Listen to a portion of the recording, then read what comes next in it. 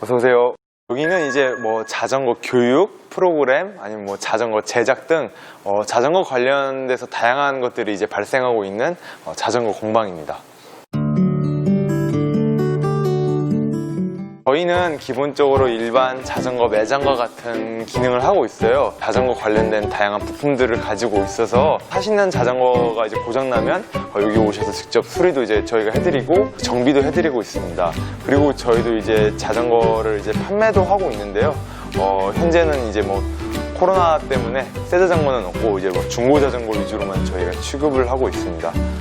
이와 같은 자전거 공방은 사실 우리나라에서도 되게 찾아볼 수 없는 그런 형태의 공간이에요. 그렇기 때문에 좀 이제 궁금한 거나 아니면 좀 관심 있으신 분들은 한번 방문해 주시면 정말 감사하겠습니다. 저는 약속의 자전거라는 공간에서 열심히 일을 하고 있는 오영렬이라고 합니다. 반갑습니다. 저희는 자전거 관련된 다양한 프로그램과 그리고 프로젝트를 운영하고 있습니다.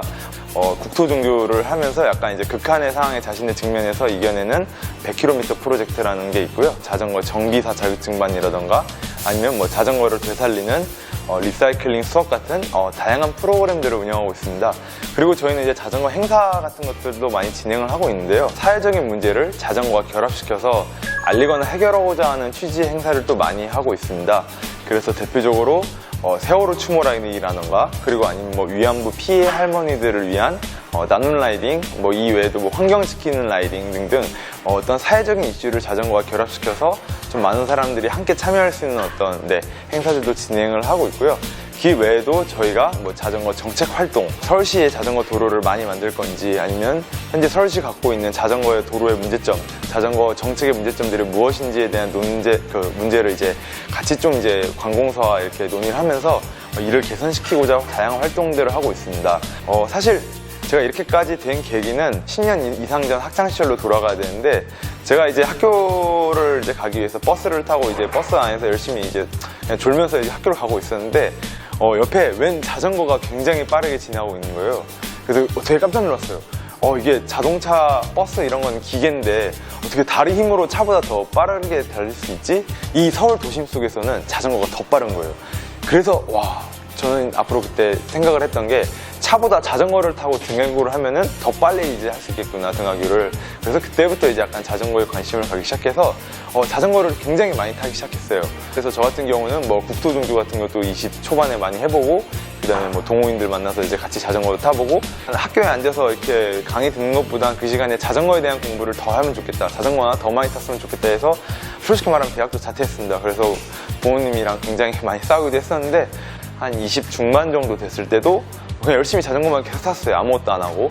그러다가 하나의 사건이 터지게 됐는데 그게 바로 세월호 사건인데 아마 모르시는 분들은 없을 거예요. 다 아는 사건이고 당시에 저는 이제 약간 아르바이트 하면서 자전거를 타고 있던 상황이었는데 우연히 이제 아르바이트 매장 안에 있는 TV 안에서 배가 침몰했대요. 배가 침몰했는데 전원 구조라는 말이 나와서 별거 아니구나, 그냥 다 구조했구나, 뭐 배는 가라앉았는데 다 구조는 했구나. 그래서 그렇게 생각을 했었는데 뭐 많은 사람들이 알다시피 그게 아니었죠. 한 사람의 이 나라의 시민으로서 굉장히 미안했어요. 그래서 뭔가 이러한 사건을 많은 사람들 기억 속에서 오랫동안 이제 남게 하고 싶다, 또 추모도 하고 싶다라는 계기를 하다가 한 가지 프로젝트를 기획하게 됩니다. 그게 바로 금요일의 마중이라는 자전거 프로젝트인데요. 그 학생들이 그 안산에 금요일날 올라오기로 돼 있을 때요. 근데 이제 못 올라와가지고 저희가 그러면 팽목항으로 대신 마중을 나가겠다 해서 서울에서 팽목항까지 이제 자전거를 타는 대형 프로젝트를 이제 제가 처음으로 기획을 하게 됩니다. 그래서 정말 많은 사람들이 참여를 하고 저희 각자가 이제 자전거 헬멧에 노란 리본을 달고 이제 거기를 이제 달리기 시작했어요. 평목항까지. 그래서 거리가 약 500km 정도 되는데 실제로 많은 사람들이 중간에 많이 이제 포기하고 다 버스 타고 이제 막 이렇게 다 갔고요. 몇몇 소수 인원들만이 계속 이제 자전거를 타고 팽목항을 향해 갔습니다. 그래서 저희가 팽목항에 도착을 했는데 약간 기분도 벅찼고 눈물도 많이 났고 그래서 이런 사건들이 다시 일어나면 안 되겠다는 생각도 들기도 했고 자전거라는 소재를 가지고 이러한 프로젝트를 기획하다 보니까 정말 많은 사람들이 함께 할 수 있는 장을 만들게 됐습니다. 그래서 앞으로 이런 행사나 프로젝트를 많이 해보면은 의미가 있지 않을까라는 생각을 이때 처음 하게 됐고요. 또 하나는 자전거 장거리에 대한 약간 하나의 욕심이 생기기 시작했고요. 그때 이제 우연히 한 지인분께서 저에게 랜도너스라는 세계적인 레이스를 저에게 추천을 해줬어요. 한창 제 친구들은 막 대학도 열심히 하고 뭔가 이렇게 공부도 열심히 하고 뭐 토익, 토플 이런 거 있잖아요. 뭐 취업 준비하고 그럴 시즌이었는데 새벽 한 6시 반쯤에 자전거를 타고 나와서 많이 타면은 막 밤 10시까지 막 계속 탈 정도로 그렇게 이제 이 레이스를 준비를 했어요. 네, 그리고 제가 대망의 이걸 이제 출전을 하게 됐는데요. 제가 한 66km 정도 지점에서 달렸을 때 제 모습인데 이때는 표정이 굉장히 밝아요. 네, 그래서 나 충분히 400km 껌일 것 같은데 약간 이런 생각 들고 이 사진 보시면 제가 한 190km 정도 달렸을 때 제 모습인데 낯빛이 굉장히 어두워져 있습니다. 네, 굉장히 힘들었고요. 뒤에 보시면 다른 일행들이 저를 이미 추월을 하고 막 대기도 하고 있어요. 이때 이제 날씨가 굉장히 더웠었는데 제가 열사병이 딱 걸렸습니다. 열사병의 대표적인 증상이 뭐냐면 구토 증상인데 제가 이 사진 생존 신고를 이제 부모님께 하기 위해서 사진을 딱 찍어서 보내고요. 바로 토를 하러 갔습니다. 이 사진 속에 있는 코스가 17곡이라고 많이들 생각을 하실 줄 아는데 요건 한 개의 곡이고요. 이런 거 이제 17개를 넘어야 되는 극한의 상황이 밀려오는 거예요. 많은 분들이 자전거를 타보시면 아시겠지만 오르막길에서 한 번 내리면요 다시 타기가 굉장히 힘듭니다. 그래서 어영부영 올라가다가 결국에는 제가 참지 못하고 막 토가 올라올 것 같아서 먹을 수 없으니까 토를 하기 시작했어요. 이 레이스에 참가한 어떤 어른분께서 저한테 이런 말씀을 하시더라고요. 이봐 젊은 친구, 그거는 이제 영양분이야. 그것도 뱉으면 큰일 나. 앞으로 밥 먹을 때 편의점 안 나와. 그러니까 그건 쉽게 하면 먹어야 돼. 알았어? 먹으라고. 이거에 대한 깨달음은 좀 있으면 나옵니다. 이제 4번째 고개를 넘다가 시간이 한 새벽 3시 반 정도였는데 제가 이때 이제 좀 많은 후회를 했습니다. 내가 이 레이스에 왜 참여를 했을까? 막 집에 가고 싶다. 이런 산속에 폐가가 하나 있었는데요. 거기서 이제 기대 갖고 하늘을 보면서 별들이 많더라고요. 근데 저도 모르게 갑자기 울음이 나오기 시작했습니다. 그래서 산속에서 엄청 울고 약간 그 레이스 초반에 있었던 자신감이 막 갑자기 후회로 바뀌면서 막 저에 대한 자책을 많이 하기 시작했습니다. 네가 그럼 그렇지, 막 네가 하면 뭘 하겠냐, 너는 막 친구들처럼 대학도 자퇴하고 더 열심히 해야 되는데 이것도 못하면 넌 할 수 있는 게 없네, 난 그냥 포기한 인생이네. 포기를 하려고 이제 주최 측에 전화를 해야 되거든요, 포기를 하려면. 그래서 포기를 하려고 핸드폰을 이렇게 만지작 거리다가 그 핸드폰 배경화면은 제가 되게 존경하는 사이클 선수가 있어요. 지금 닐 암스트롱인데 그때 당시엔 유명했고요. 지금은 사실 이제 막 그 약물투여 선수가 했던 명언들이 굉장히 많이 이제 제 머릿속에 스쳐가는 거예요. 그래서 그 명언들을 상기하면서 열심히 해야겠다. 여기서 포기하면은 안 되겠다. 막 그런 생각이 드는 거예요. 그때 이제 제가 깨달았던 건 바로 요 문구예요. 극한의 상황이 닥치고 나서야 비로소 배움이 생긴다 라는 게 있어가지고 요게 이제 제가 자전거로서 깨달은 가장 큰 요소였고요. 네, 완주를 했습니다. 이렇게 400km를 다시는 하면 안 되겠다 생각을 다짐을 하게 됐어요. 막 무릎도 굉장히 아팠고 힘들고 막 울면서 달리고 그러다 보니까 다시는 안 달리겠다고 다짐을 했는데요. 제가 어느덧 정신을 차려보니까 한 3주 뒤에 그 란도너스라는 레이스의 600km 출발 선상에 딱 새벽 4시에 서 있더라고요. 에베레스트가 한 8,200, 8,300 정도 된다고 하니까 거의 맞먹는 건데 요거를 40시간에 완주를 하라니 약간 기가 막힐 노릇이기도 하지만 근데 했습니다. 프랑스에서 원래 진행하는 레이스라 프랑스 분이 이렇게 심사위원을 하시는데 저분이 이제 되게 한국말을 잘 하시거든요. 근데 저한테 이런 말씀을 하시더라고요. 미스터 오, 이제 어려운 길은 다 끝났어요. 앞으로 평지밖에 없으니까 할 수 있어요. 당신은 정말 젊은 청춘이에요. 그분의 말씀은 거짓으로 판명받고요. 이게 제 강원도 횡성에서의 모습인데요. 보시면 아시겠지만 눈피슬도 다 터져 있고요. 피부도 코에서부터 막 벗겨지기 시작했고요.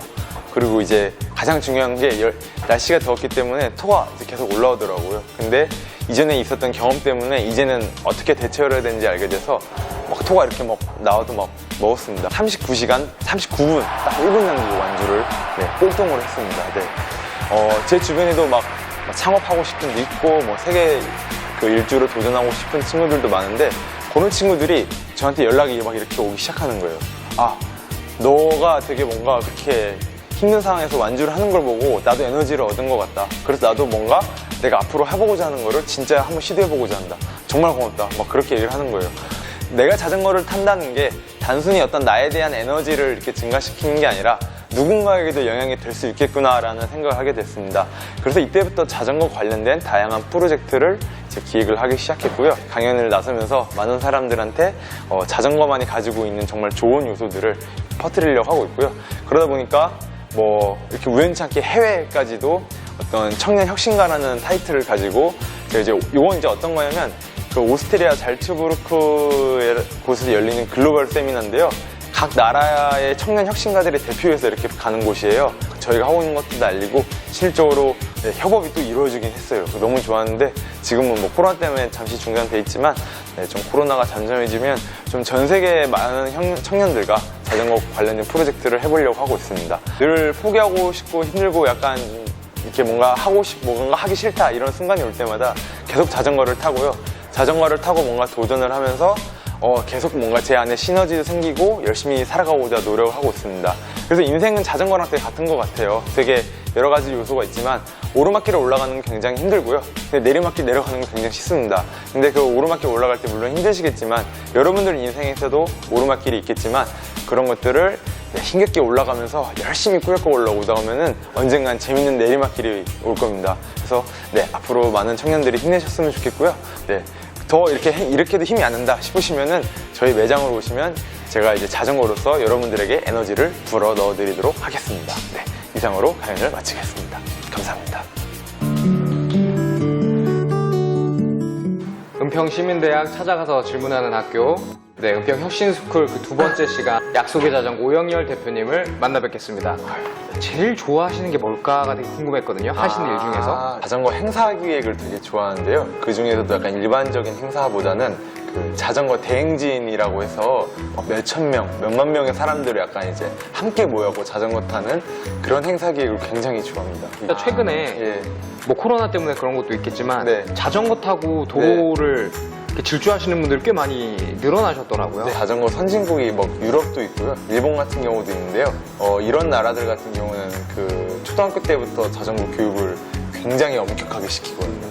그래서 막 수신호 같은 것도 가르치고 심지어 독일 같은 경우는 수신호 안 하면 벌금 내야 돼요. 사실은 14세 미만인가 이때 자전거 면허증이 없으면 못 타요. 그래서 이런 식의 어떤 교육이라던가 정책적인 부분이 딱 실행이 돼야 되는데 우리나라 같은 경우도 교육을 실행하고는 있는데요. 이게 그 유럽은 8년 정도 하거든요. 자전거 교육만. 근데 이제 우리나라는 뭐 1년에 한 번 정도 2시간씩 이렇게 하는 경우가 많아서 좋아하는 일을 직업으로 삼으려고 하시는 분들의 가장 큰 고민이 이걸 하면서 먹고 살 수 있을까? 저희가 2016년도에 처음 사업자를 냈고요. 지금 2020년이 됐는데 실질적으로 수익이 막 월급 정도 이렇게 막 최저임금 약간 지킬 정도로 생긴 거는 한 18년도 정도인 것 같아요.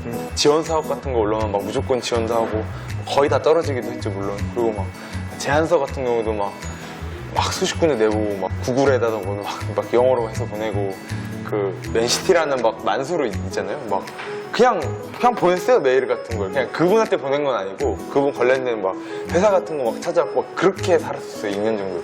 물론 연락이 올 리는 없죠. 근데 이게 딱 어느 정도 공백기 갖고 노력하는 게 계속 쌓이다 보니까 이게 어느 순간 한순간에 딱 터지는 그 순간이 오더라고요. 제가 세월호 추모 라이딩이라던가 그리고 뭐 위안부 피해 할머니들을 위한 나눔 라이딩 같은 걸 했었는데 그건 사실 그냥 제가 하고 싶어서 했었던 건데 그런 걸 하다 보니까 자전거 행사를 기획할 수 있는 능력이 저한테 생긴 거예요. 그러다 보니까 막 지역 같은 데서 자전거 축제 기획, 행사 요청 이런 것들이 많이 들어오면서 그런 거에 있어서 갑자기 막 수익이 굉장히 터졌던 것 같습니다.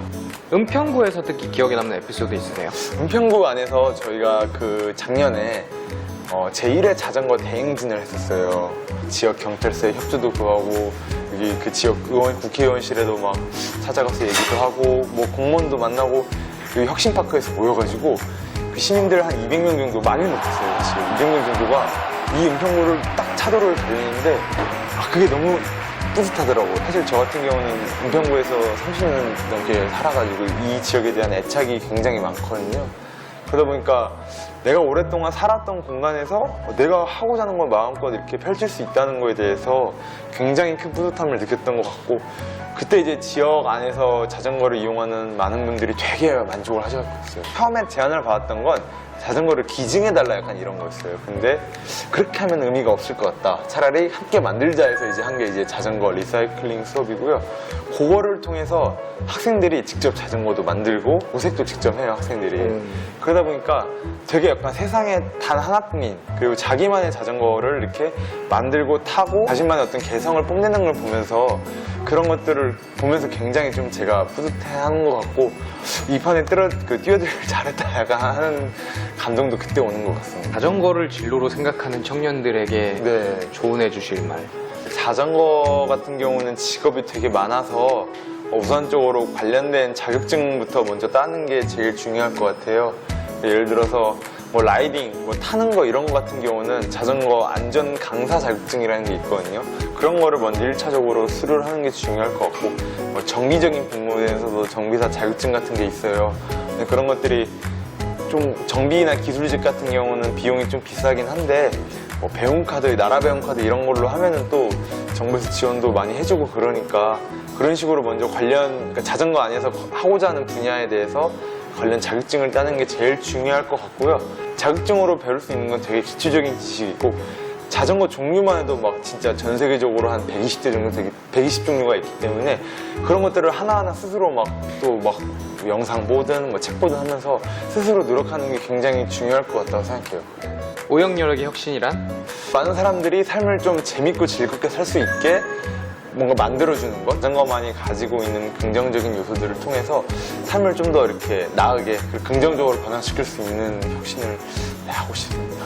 많은 사람들이 자전거를 탈 수 있는 환경을 제가 만들려고 하는 게 꿈이거든요. 이곳 은평구부터 위험 부담 없이 되게 안전하게 자전거를 탈 수 있도록 뭐 환경이나 정책 등을 앞으로 충분히 개선시키려고 하는 게 저희 목표고요. 네, 그것을 위해서 저희가 막 다양한 프로그램, 뭐 프로젝트, 행사 등을 열심히 해가지고요. 네, 그런 환경들을 만들 예정입니다. 다음 혁신가를 대표님이 소개를 네. 해주셔야 되는데, 서울혁신파크에서 가장 몸이 좋으신 분이 한 분 계십니다. 네, 이곳에 오시면은 막 이곳저곳 많이 뛰어다니시는 분 한 분을 뵐 수 있을 거예요. 그게 바로 이제 파크로의 김주호 대표님이고요. 네, 그분 이야기도 더 많이 재밌을 거니까 잘 들어주시면 감사하겠습니다. 파크로입니다. 파크로입니다. 네.